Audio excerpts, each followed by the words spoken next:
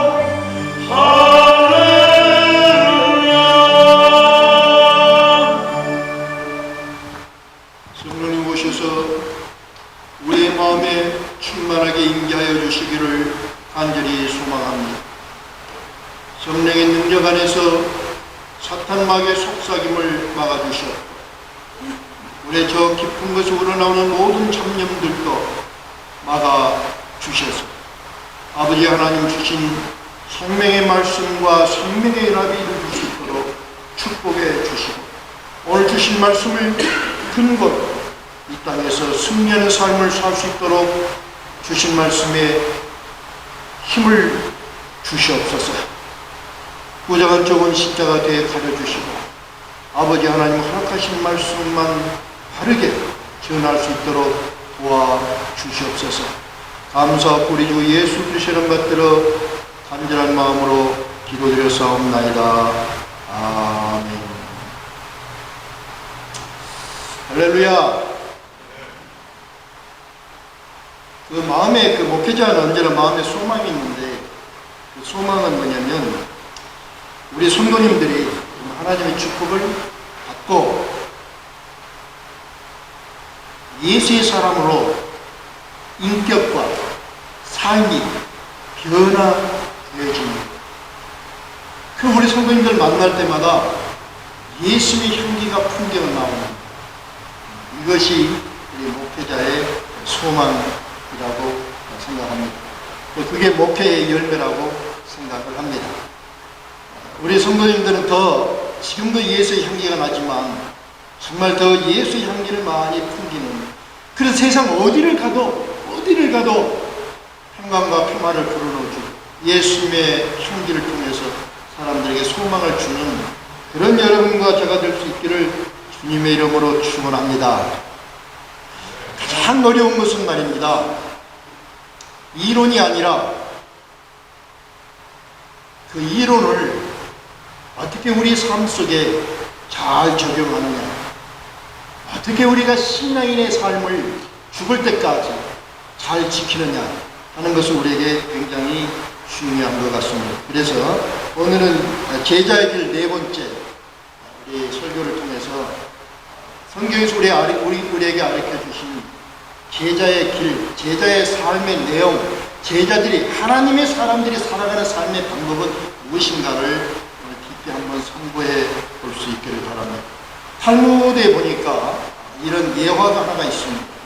율법 학교에서 학생이 선생의 스승에게 가서 자신 있게 이런 말을 합니다.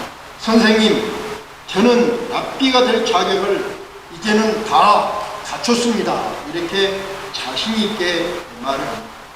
그냥 그 스승이 제자에게 그래, 그 자격이 무엇이냐 하고 물으니까 그 제자가 예, 저는 이제는 맨 땅 위에서 잠을 잘 수 있는 그런 경지를 얻었습니다. 뿐만 아니라 들판에 풀을 먹으면서 생활할 수도 있게 되었습니다. 그렇게 말합니다. 그래서 어떤 고행을 했길래 그런 놀라운 경지를 얻었느냐 그러니까 예, 저는 날마다 채찍으로 3번씩 제 몸을 때리며 고행을 했고 고행의 결과가 맨 땅에서 잠을 자고 들판에 풀을 먹으며 사는 이런 경지를 얻었습니다. 그렇게 자신있게 말을 하더랍니다.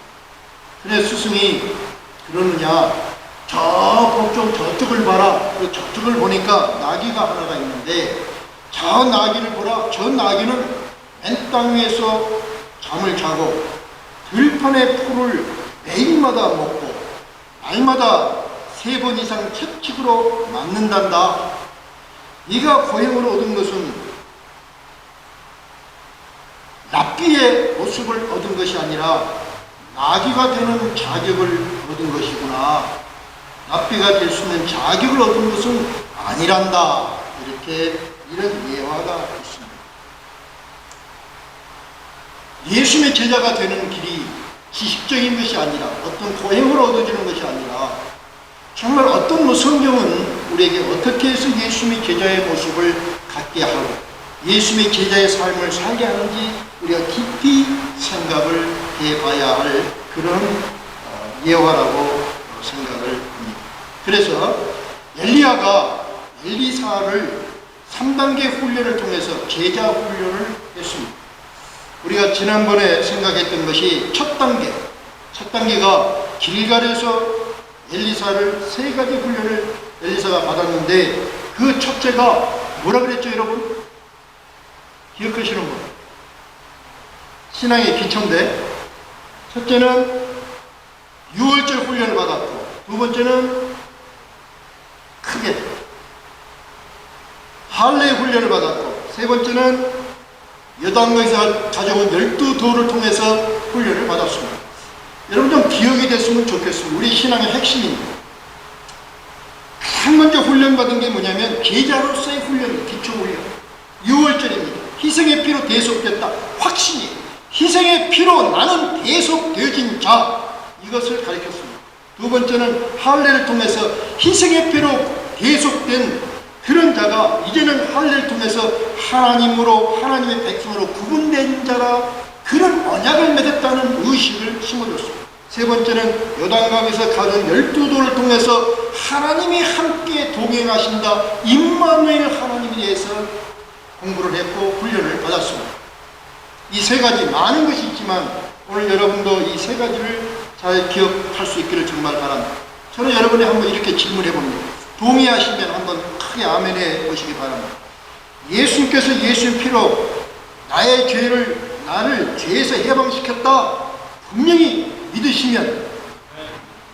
믿으십니까? 오케이. 나는 예수님의 피로 하나님과 생명의 언약을 맺은 자다 분명히 믿습니까? 네. 성령 하나님은 나의 삶의 시간과 사건 속에서 늘 함께 하신다고 분명히 믿으십니까? 그렇다면 여러분들은 제자의 첫 단계 훈련을 통과한 것입니다. 이게 첫 단계의 훈련이에요. 두 번째는 뭐냐면은 베델신앙이라고 했습니다. 베델신앙은 하나님을 위해서 무엇을 하겠다는 서원의 신앙을 훈련을 받았어요. 서원이었어요. 그래서 우리가 우리의 서원을 갖자 그랬습니다. 야곱은 베델의 서원으로 신앙이 출발되었고 베델의 서원이 있었기 때문에 모든 고난을 이겨내요. 그 베델의 서원을 이루어가면서 야곱이 이스라엘로 변화되었다 하는 것을 우리가 참고를 했습니다. 다시 생각해요. 정말 예수님의 사랑에 대한 감격이 있다면 내가 예수를 위해서 내가 무엇을 하겠다는 자기 서운이 생긴다. 우리가 분명히 동의를 했어요. 지난주에 우리가 침례받은 분들이 여럿 있었어요. 침례는 뭡니까? 죽고 산다는 신앙의 고백입니다. 산다는 것은 무엇입니까? 새롭게 산다. 우리 모두가 고백을 했는데 새롭게 산다는 것은 어떤 의미입니까? 다시 말하면 새롭게 산다는 것은 예수 안에서 예수를 위해서 무엇을 하며 살리라는 그런 고백과 다짐이라고 분명하게 믿습니다. 믿습니까? 동의하십니까? 굉장히 중요한 거예요. 우리는 침례를 받았고 신앙의 고백을 했어요. 어떻게 신앙을 고백했느냐? 옛 것은 나는 다 죽었습니다. 그렇게 고백을 했어요. 다시는 옛 모습으로 돌아가지 않겠습니다. 그렇게 고백을 했어요. 그러면 새로운 모습으로 새로운 삶을 살겠습니다. 새로운 모습은 어떤 모습? 예수 안에서 예수를 위해서 살겠습니다. 예수를 위해서 내가 뭔가를 하면서 남은 삶을 살겠습니다. 그렇게 여러분 다 서운하신 줄 믿습니다. 오케이. 그래서 이 시간 여러분의 소원을 다시 한번 확인해 보시고 그 소원을 향해 가고 있는지도 점검해 보시기를 진실로 바랍니다. 그래서 만약에 여러분이 지금 여러분의 소원이 있고 그 소원을 향해 가고 있다면 여러분은 제자의 삶 2단계를 통과했다 이렇게 말할 수 있습니다. 아직도 내가 소원을 갖고 있지 못한다면 제자의 삶에서 2단계로 올라가지 못하는 아직도 저 어린 단계에 있다 이렇게 우리가 생각하면서 다시 한번 여러분에게 부탁을 드립니다. 예수를 위해서 내가 무엇을 할까? 내 삶을 통해서 나에게 주신 것을 통해서 내가 예수를 위해서 무엇을 할까? 이것을 생각하고 그림을 그리고 확실하게 표적을 두고 신앙의 삶을 사는 여러분이 되시기를 주님의 이름으로 축원합니다. 축원합니다. 예를 한번 드리고 우리가 황초희 집사님 예를 하나 드리겠습니다. 요즘 여러 가지 성경 공부를 하면서 그런 말을 했어요. 황초희 집사님의 서원은 뭡니까? 남은 생애를 어떻게 살고 싶습니까? 수십 년 신앙의 생활을 했는데 예수를 위해서 해놓은 것이 무엇입니까? 열심히 교회생활을 했는데 예수 위해 한 거 별로 없어요. 그러면 앞으로는 예수 위해서 어떻게 사시겠습니까? 이제는 일찍 리타이어해서 말씀 전하고 살고 싶습니다. 좋습니다. 그러면 그것이 집사님의 소원이니까 이제는 말씀을 여성교회를 통해서 말씀을 증거하면서 살고 싶다. 빨리 리타이어해서 그렇게 살고 싶다. 그렇다면 지금부터 말씀을 연구하고 준비하십시오. 그래서 시편을 연구하고 준비하고 매일마다 시편을 연구하고 여러분 그 카톡방에서 보셨지요? 그래서 자기가 연구하고 보고 또 요약한 걸 올리고 훈련하고 있는 거예요.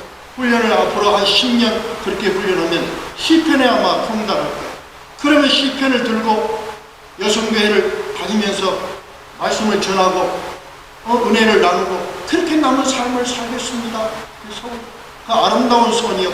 그 소원이 있다면 신앙의 삶이 더욱더 성숙한 모습으로 변화될 줄 분명하게 믿습니다. 저도 여러분도 각자가 이런 분명한 소원을 가지시고 신앙의 삶을 예수님의 제자의 삶을 살 수 있기를 주님의 이름으로 축원합니다. 축원합니다. 축원합니다. 부탁합니다. 소원을 가지십시오.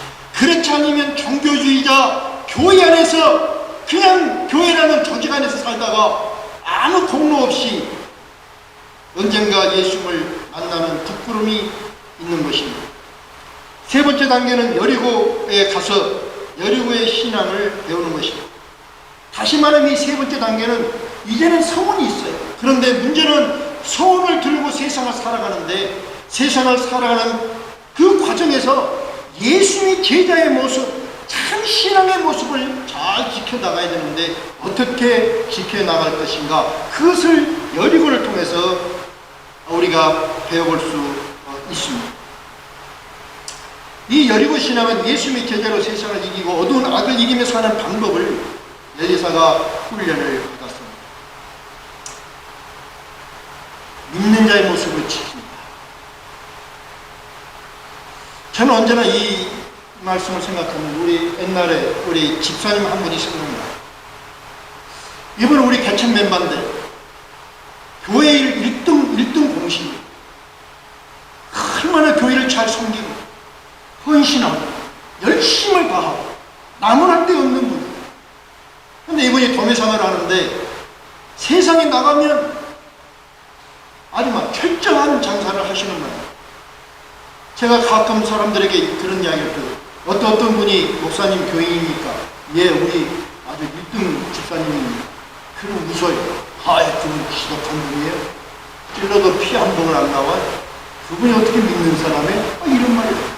세상에서 살아가는 모습과 교회 안에서 모습이 너무나 다르다는 고민이 됩니다. 어떻게 내 신앙의 모습을 지키면서 이분이 사업에서 성공할 수 있을까?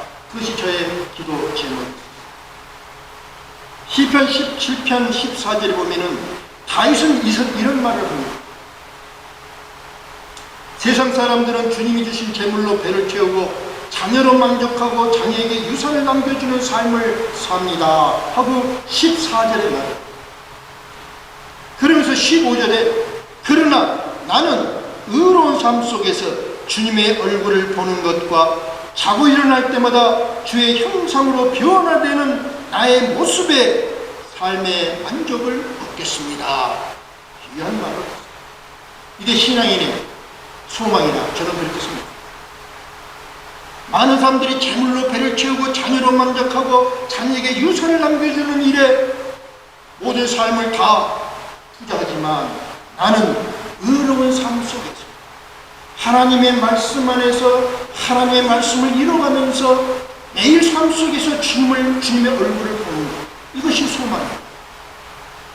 내가 자고 일어날 때마다 내 모습이 주님의 형상으로 변화되는 인격적으로 신앙인의 모습으로 성숙되는 나의 발견, 그것이 내 삶에서 만족을 얻는 그런 삶을 살겠습니다. 참 예수님의 제자, 참 신앙의 바람이라는 것은 생활 속에서 주님을 순간순간 만나는 것이요, 자고 일어나면 좀 더 예수님을 닮는 그런 자기의 변화를 보는 것이라고 믿습니다. 동의하시니? 분명히 동의를 하시고, 그런 삶을 그러면 어떻게 하면 이런 삶을 삶에서 우리를 지켜갈 수 있을까 우리 생각해 봅니다. 엘리야는 엘리사에게 그 방법을 여리고에서 알려줬어요. 여리고는 우리가 아는 것처럼 여리고에서는 전투입니다. 다시 말하면 여리고를 통해서 영적 전쟁의 방법을 보여줬습니다. 여리고 이전에 이스라엘이 광야의 삶 속에서 전쟁하면서 많은 전쟁을 했어요. 그런데 그 전쟁에는 창과 칼을 사용을 했습니다. 그러나 여리고 전쟁은 달랐어요. 여리고 전쟁은 창과 칼이 아니라 나팔을 함께 불었고 함께 침묵을 했고 합심 기도를 통해서 여리고의 장벽을 무너뜨렸다. 오늘 여러분에게 이 세 가지를 말씀을 드리고 싶습니다. 그리고 기억하시고 여러분의 삶 속에 적용해 볼 수 있기를 진심으로 바랍니다. 나팔을 함께 불었다. 함께 침묵했다. 합심 기도를 했다. 이것이 나의 모습을 지키고 세상을 이기는 방법이다. 엘리야는 엘리사에게 이렇게 훈련을 했습니다.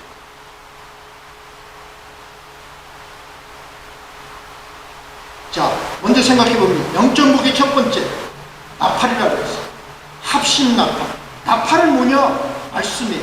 나팔은 말씀이에요. 말씀이 첫 번째 영적인 무기라고 말하고 있어요. 여러분 동의하십니까? 세상을 이기는 힘, 나를 지킬 수 있는 힘, 그 무기는 말씀이다. 동의하시면 하나님의 말씀은 창조의 능력과 만물을 통치하는 권세를 지니고 있습니다. 동의하십니까? 하나님의 말씀이 세상을 이끌어가는 원동력이라고 분명히 믿습니까? 하나님의 말씀은 죽은 자를 살리며 병든 자를 고치며 약한 자를 강한 자로 만드는 놀라운 능력이 있다는 거 여러분 분명하게 믿습니까? 이것은 이론이 아니에요. 그 믿음이 확신해서 이 무기를 들을 수 있기를 다시 한번 부탁을 드립니다. 이 말씀이 능력이라는 것을 역사에서 성경은 증거하고 있어요. 에스겔 7장에는 에스겔이 하나님의 말씀을 많은 뼈들에게 선포하니까 그 많은 뼈들이 그 말씀을 듣고 그랬어요. 그 말씀을 듣고 살아나서 여호와의 군대가 되었다고 기록되어 있습니다. 요한복음 11장에는 예수님이 죽은 나사로를 향하여서 나사로가 이미 죽어버렸어요. 3일이나 됐어요. 완전히 죽은 거예요. 썩은 냄새가 나는 거예요. 그런데 무덤의 뚜껑을 열고 예수님이 한마디로 나사로야 일어나라 그리고 나오라 하니 그 말씀으로 생명이 회복되어서 죽음을 이기고 죽음의 통을 무덤을 열고 나왔다는 것을 성경에서는 기록하고 있습니다. 예수님은 풍랑치는 바다를 향해서 잠잠하라고 외칠 때 바람과 풍랑이 그 말씀을 듣고 잠잠해졌다고 성경에는 기록하고 있습니다. 그래서 히브리서에 보면은 하나님의 말씀은 살았고 운동력이 있다 그랬어요. 살았다는 말은 무슨 의미입니까? 생명을 가지고 있다. 하나님의 말씀은 생명을 가지고 있다. 뿐만 아니라 운동력이 있다. 그 생명을 가지고 활동한다. 이렇게 말합니다. 하나님의 말씀은 생명을 가지고 활동을 합니다. 그래서 그 활동을 하기 때문에 이 하나님의 말씀이 심어지면 생명이 솟아나는 거 성경에서는 우리에게 알려주고 있습니다. 이 하나님의 말씀이 우리에게 주신 무기입니다.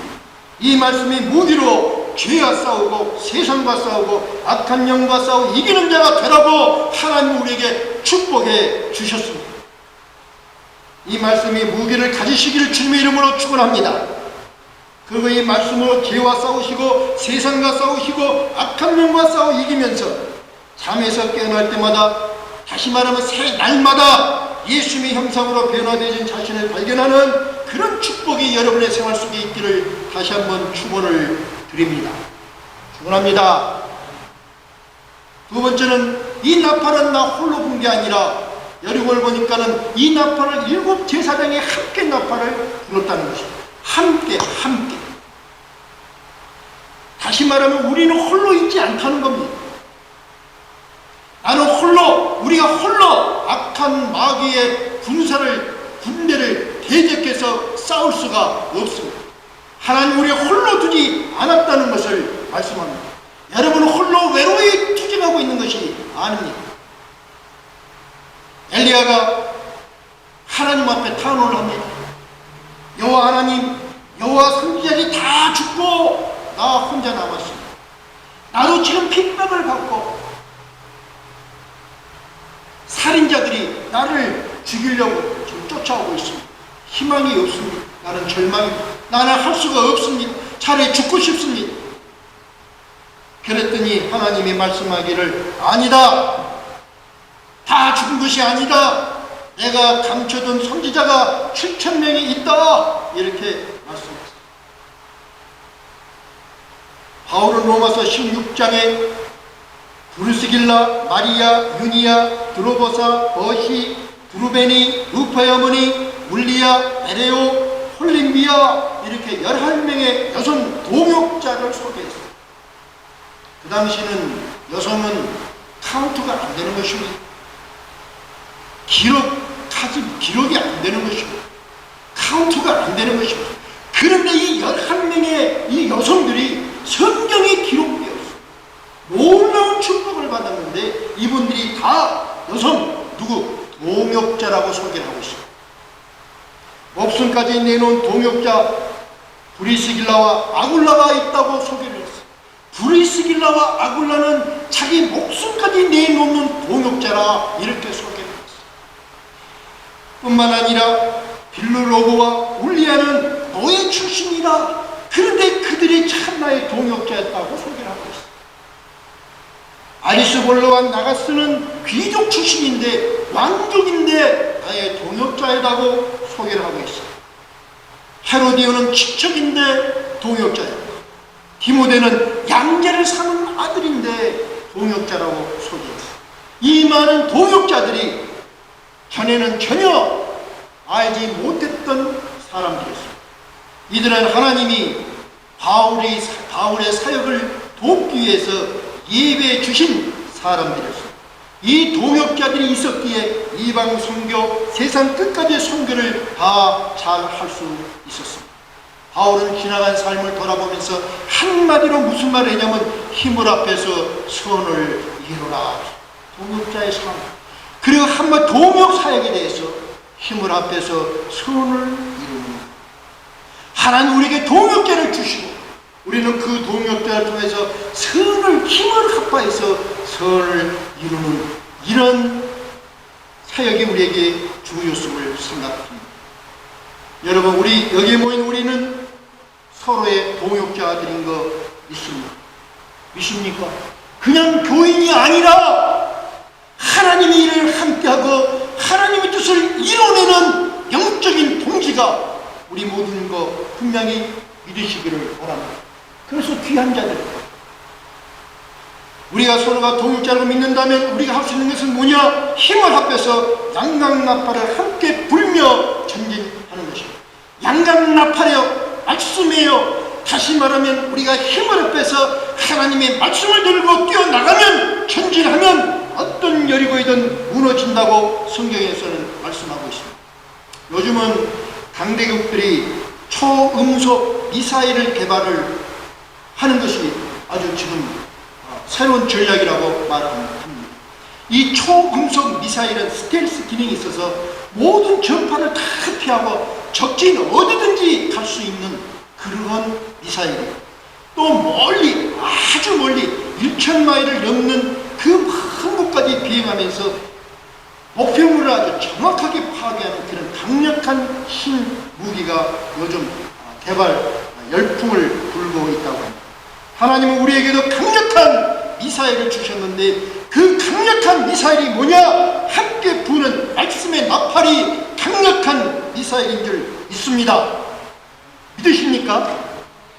그래서 우리가 함께 말씀의 나팔을 불면 어떤 사탄의 방해도 피할 수 있고 어디에 있는 어떤 적이든지 물리칠 수 있는 것입니다. 우리 모두 합심해서 함께 힘차게 말씀의 나팔을 불 수 있기를 주님의 이름으로 축원합니다. 축원합니다. 축원합니다. 말씀이 없으면 함께 나팔을 불 수가 없어요. 말씀을 알지 못하면은 말씀의 동지가 될 수가 없어요. 말씀이 빠지면 신앙인의 자격이 없고 예수님의 자격이 없는 거예요. 사랑하는 성도 여러분, 말씀으로 여러분의 영혼을 내일마다 채우시길 다시 한번 축원합니다. 축원합니다. 세 번째 훈련은 아주 좋은 훈련이에요. 6일 동안 잠잠하는 거예요. 기도하고 나면 잠잠하라 그랬어요. 이 기도의 원리를 여러분도 배울 수 있기를 바랍니다. 여러분, 고난이 오면 어떻게 해야 됩니까? 어떻게 해야 되죠? 고난이 오면 기도해야지. 그렇죠? 고난이 오면 기도합니다. 그러나 우리가 또 하나 생각하면 기도했으면 너는 잠잠하라 하는 것을 알려줬습니다. 기도했으면 잠잠하는 거예요. 며칠 동안 잠잠하느냐? 6일 동안 잠잠하고, 다시 말하면 7일 기도의 응답이 있을 때까지, 기도의 응답이 있을 때까지 잠잠하는 훈련을 받았습니다. 여러분, 만약에 이스라엘 백성이 여리고를 한 바퀴 돌고 숙소에 돌아와서 각자의 의견, 다른 좋은 방법을 말했다면 어떻게 됐을까? 어떻게 됐을까요? 아마 3일도 못 가서 분란이 일어나 다퉜을 것입니다. 각자가 자기 생각, 자기 의견, 자기의 좋은 방법을 다 말했다는 거예요. 분명히 분란이 일어나고 다툼이 일어나고, 그 다툼은 파당을 만들었을 것이고, 그 파당은 내분을 만들었을 것이고, 결국은 서로 다투다가 모두가 여리고를 점령하는 것은 고사하고 서로가 자멸하고 말았을 것입니다. 다윗은 이런 말을 해요. 나의 영혼아 잠잠히 하나님만 바라보자. 나의 영혼아 잠잠히 하나님만 바라보자. 그 원문에 보면 오직이라는 말이 하나 더 있습니다. 오직 나의 영혼아 잠잠히 하나님만 바라자. 시편 62편 1절에 있는 말씀입니다. 오직 단 하나 절대적으로 내 영혼 전인격적으로 잠잠히 인간적인 모든 수단을 내려놓고 바란다, 바라며 하나님의 응답을 기다린다. 그런 의미를 가지고 있습니다. 기도했으면 전인격적으로 모든 인간의 수단을 내려놓고 하나님을 기다리는 것, 이것을 훈련받았습니다. 사랑하는 성도 여러분, 위기가 있습니까? 앞길이 보이지 않습니까? 기도하셔야 합니다. 그러나 기도했다면 잠잠해야 합니다.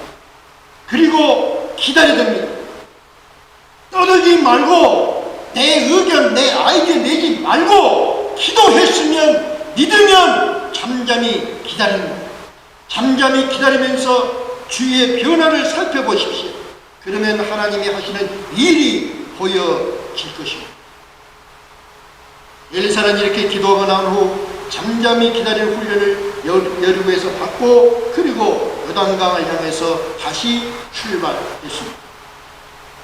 이것이 오늘 본문에서 우리에게 주신 말씀입니다. 이 말씀 가지고 결론을 맺기를 원합니다. 다시 한번 생각합니다. 다윗은 나는 의로운 삶 속에서 주님의 얼굴을 보는 것 매일마다요. 자고 일어날 때마다 주의 형상으로 변화되는 내 모습에서 삶의 만족을 얻으렵니다. 이 말씀 여러분 잘 기억할 수 있길 바랍니다. 예수님의 제자면 제자다운 삶의 모습과 방식이 있어야 됩니다. 엘리야는 엘리사에게 이런 삶의 모습과 방식을 지킬 수 있는 방식 세 가지를 말씀했는데, 첫째는 그 무기가 말씀이다.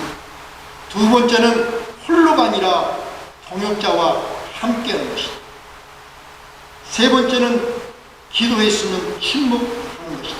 이 훈련을 받았다. 여러분도 말씀과 영적인 동기와 그리고는 기도 후에 이 침묵을 영적 무기로 삼으시기를 다시 한번 축원드립니다. 그리고 이 영적 무기로 여러분을 에워싸는 현실의 문제들을 여리고를 점령하듯이 점령하고 이겨내면서 주님의 얼굴을 보고 자고 일어날 때마다 주님의 형상으로 변화되어지는 자신을 발견하시기를 주님의 이름으로 축원드립니다. 이 말씀을 생각하면서 우리 함께 일어서셔서 이 산지를 내게 주소서. 신앙의 고백을 찬양을 할 수 있도록 바랍니다. 주님이 주신 땅으로 한 걸음씩 나아갈 수많은 적들과 견고한 성이 나를 두렵게 하지.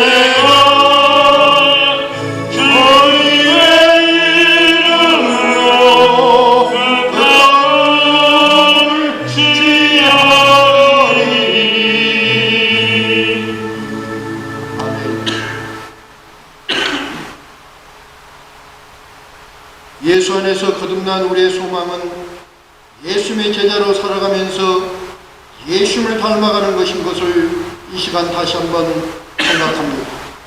그러기 위해서는 말씀과 영적 동기와 기도 후의 침묵을 영적 무기로 삼아서 세상의 풍파를 막아내고 악한 마귀도 물리치면서 예수님 제자의 모습을 지켜나가리라 다짐하며 헤어지는 예수 십자가 교회 성도님들 한 분 한 분의 순례 발걸음마다 성부 하나님의 긍휼하심과 성자 하나님의 대속의 은혜와 성령 하나님의 인도 역사하심이 예수님 다시 오시는 날까지 충만하시기를 간절히 축원드리옵나이다.